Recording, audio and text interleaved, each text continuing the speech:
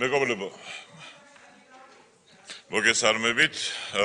Quorumi გვაქვს, შესაბამისად ადამიანის სრული დაცვის სამოქალაქო ინტეგრაციის კომიტეტის ხდომა გახსნილია. გვაქვს ერთი საკითხი, მესამე მოსმენი დაჩქარებული წესით გავმიხილავთ ცვლილებებს სისხლის სამართლის კოდექსში, იცით რომ ეს ცვლილებები ეხება პასუხისმგებლობის გამკაცრებას, როდესაც არასრულწლოვანთა ჩართვა ხდება დანაშაულებრივ საქმიანობაში.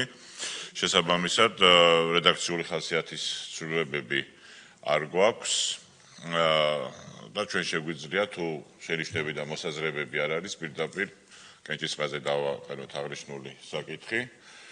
კეთილი, კენჭისყრაზე ვაყენებ, ვინ არის მომხრე მხარი დაუჭიროთ.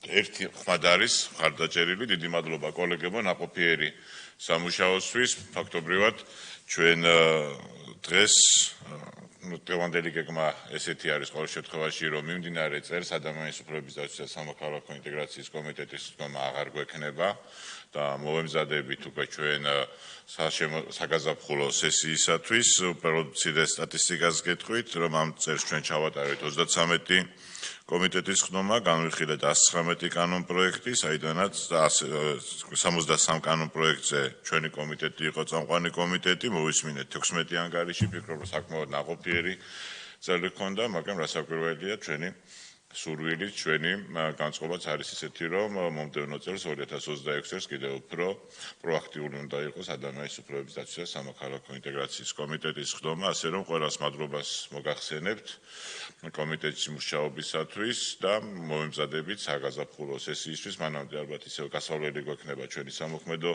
გეგმა, რაზეც შეიძლება სამუშაო შეხვედრაც დაგჭირდეს და დავაორგანიზოთ, სანამ საგაზაფხულო სესიას გავხსნით. კეთილი, მადლობა თქვენ, მადლობა აპარატის თანამშრომლებს და ყველა იმას, ვინც ესწრებოდა და აშუქებდა ჩვენი კომიტეტის ხდომებს. დროებით.